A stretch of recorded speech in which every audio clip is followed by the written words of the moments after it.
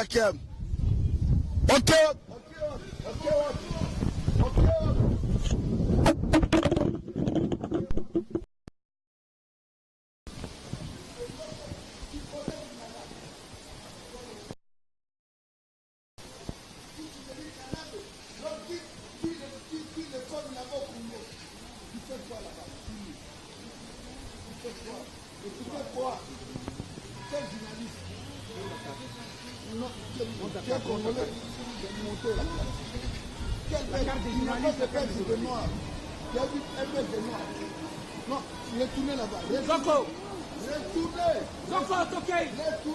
Soit dans la carte de la presse, boutique hier. Non, on va voter. Collabo.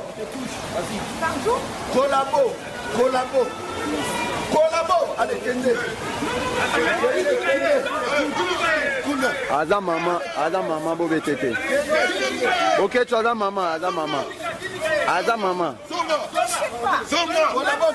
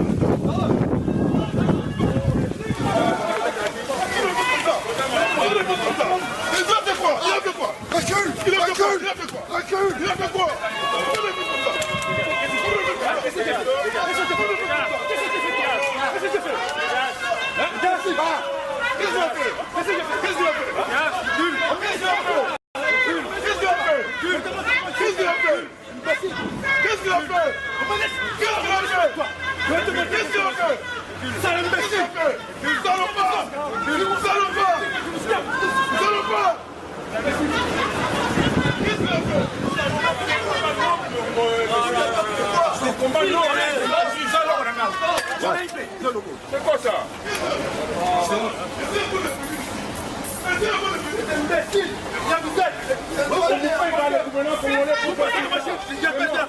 C'est quoi ça? C'est l'erreur de la police. C'est comme ça la police travaille. C'est pas bien. C'est comme ça la police travaille. C'est pas comme ça qu'on peut travailler.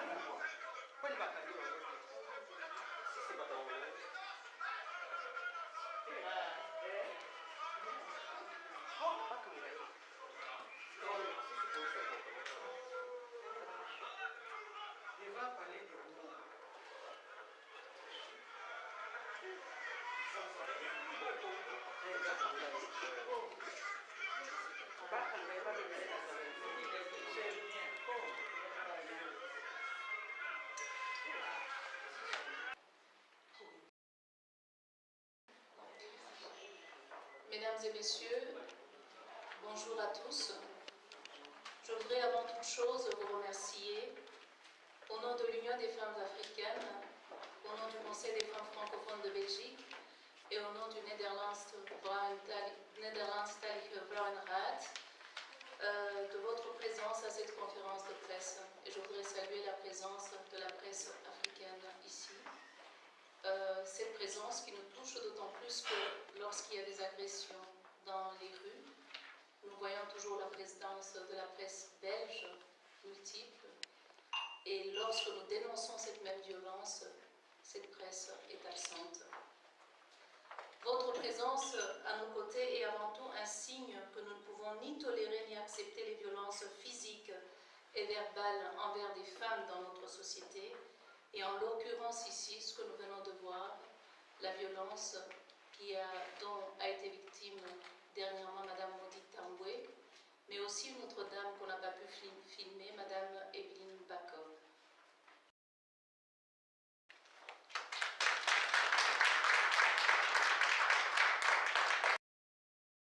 Je vais sans plus tarder passer la parole à Madame Viviane Teitelbaum, présidente du Conseil des femmes francophones de Belgique. Merci beaucoup. Bonjour à toutes, bonjour à tous. Je parlerai ici aujourd'hui au nom de mes collègues néerlandophones du Vrouwenraad et du Conseil des femmes francophones de Belgique. Et je peux vous dire que, chère Louise, chers amis, que si les deux coupoles ont décidé de s'associer à cette conférence de presse, c'est bien évidemment parce que la lutte contre les violences faites aux femmes et faites aux filles s'inscrit totalement dans nos missions et dans nos combats. Ça fait partie de nos priorités. Nous avons à plusieurs reprises pris des positions, développé des actions et travaillé sur ce thème-là. Et donc il n'est évidemment pas question de tourner le dos et de regarder ailleurs quand ça se passe dans les rues de Bruxelles. Que ça n'avait pas d'importance. Et je dois dire que ça nous touche d'autant plus que quand il y a des violences liées au conflit, que ce soit la région des Grands Lacs, que ce soit ailleurs en Afrique, et qu'il y a des violences, je vais dire, par rapport aux manifestations, et vous l'avez rappelé, Louise, eh bien, toutes les caméras sont là, et on le voit aux nouvelles. Et il y a l'attention qui est portée par rapport à ça. Quand ce sont des femmes qui sont agressées dans nos rues, c'est le silence. Et donc, pour nous, c'était pas possible de participer à ce silence, parce que si on ne dénonce pas, si on regarde ailleurs, c'est qu'on accepte cette banalisation, c'est qu'on accepte que ça se passe dans notre rue, et ça nous rend complices. Et nous ne souhaitions pas être complices de cela. Et c'est pour ça que nous sommes ici, pour le dénoncer avec vous. Chaque femme, quelle que soit son opinion politique, et j'ai envie de dire qu'il ne s'agissait pas pour les deux coupoles de rentrer du tout et de prendre position par rapport à qui a raison ou qui a tort. Ça ne nous regarde pas, mais par contre, ce qui nous regarde, c'est la liberté d'expression, comme vous l'avez très justement dit.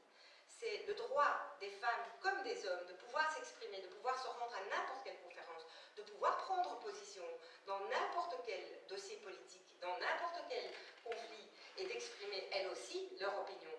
D'autant plus que nous pensons qu'elles peuvent être une force de paix et qu'elles peuvent être cette force constructive et cette voix qui va apporter quelque chose. Et donc, il n'était pas question de dire, eh bien, ce qui s'est passé là n'avait pas d'importance. C'est pas possible. Et nous... Bien, c'est Cheikh Fita d'Info en ligne des Congolais de Belgique. Ce qui nous rassemble ici, je constate, fermer les yeux, cela ne va pas déplacer la montagne qui a coupé votre sentier. Bon, le 28 novembre 2011, il y a eu des élections à RD Congo. Et à l'issue de ces élections qu'on appelle un hold-up électoral, le phénomène combattant, parce que c'est de ça qu'il s'agit, s'est amplifié, de telle sorte qu'il y a eu beaucoup d'actions un peu partout dans le monde. Et ce qui justifiait la naissance du mouvement de phénomène combattant, c'est aussi le combat pour une valeur, la démocratie, la vérité des urnes, la justice, parce que le pouvoir qui était et qui s'est maintenu au Congo a bafoué tout ça. Et vous le savez, 2 jours avant les élections, on avait même l'armée congolaise avait même tué des gens 2 jours avant dans le camp de l'opposition. Donc, comme je disais, le phénomène est là. Donc, ce n'est pas parce qu'on ferme les yeux que le phénomène disparaît, et il me semble qu'il faudrait l'aborder donc en profondeur. Et pour confirmer cela, la veille de la fameuse rencontre, j'avais publié sur mon site un article où je décrivais ce qui allait se passer. Parce que je suis le Fermen depuis longtemps, j'avais dit que les combattants, ils ne reconnaissent pas Kabila, ils ne reconnaissent pas ses institutions, ils ne reconnaissent pas les gens qui le soutiennent. Et l'ambassade avait organisé une manifestation avec des ministres de Kabila. En fait, c'était ça le problème. Et j'avais même dit une phrase, vous pourrez aller sur mon site, j'ai dit, et si, avec la démocratisation des caméras, ils filment quelqu'un et mettent les images en ligne. J'avais dit, parce que c'est un phénomène qui ne date pas d'aujourd'hui. Donc, pour dire, pour résoudre un problème, il faut le mettre devant nous et donc aller en profondeur. Et mes questions, c'est celle-ci. Pour vous, l'acte qu'on a posé contre notre sœur Maudit a une base de délinquance ou une base politique? C'est la première question.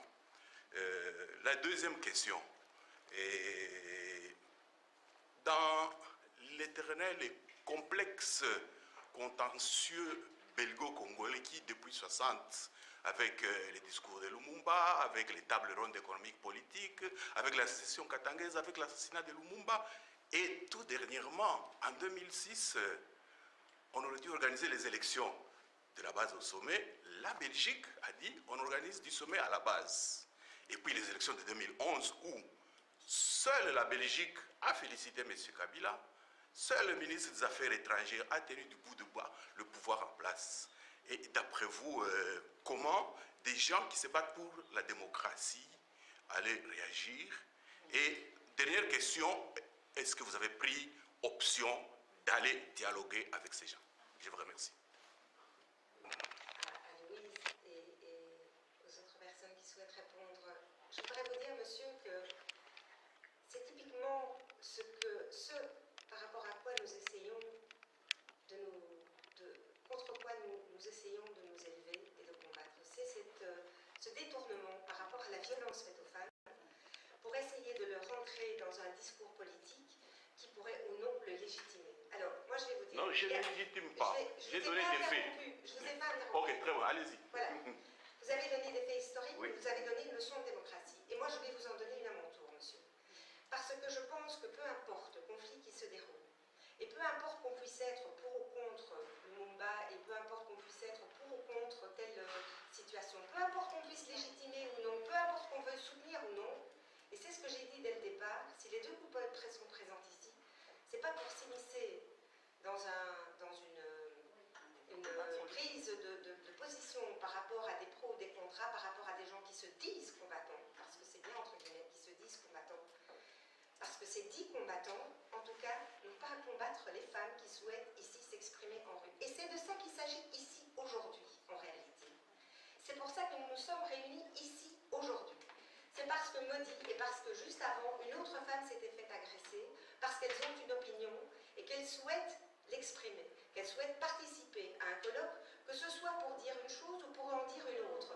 Elle a le droit d'y participer et personne n'a le droit, en Belgique, de l'en empêcher, de l'empêcher d'arriver là où elle souhaite aller et de l'empêcher de dire ce qu'elle a envie de dire. Et que nous pensons très certainement que la violence n'est pas un moyen de communiquer en Belgique et ailleurs.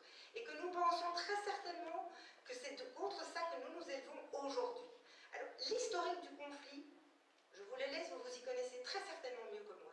Mais moi, j'ai envie de vous dire que peu importe l'historique du conflit, et peu importe ce qui s'est passé, Maudit avait le droit d'aller là pour dire ce qu'elle avait envie de dire, pour écrire ce qu'elle avait envie d'écrire, et pour penser ce qu'elle avait envie de penser. Et l'objet ici, aujourd'hui, c'est parce que les femmes, et j'espère les hommes, s'élèvent contre cette manière de faire par rapport à une situation.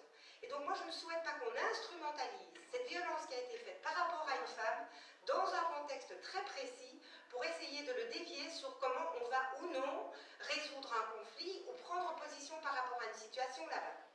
Et ça, monsieur, je pense que c'est aussi quelque chose dont on doit tenir compte si on souhaite vivre ensemble en démocratie.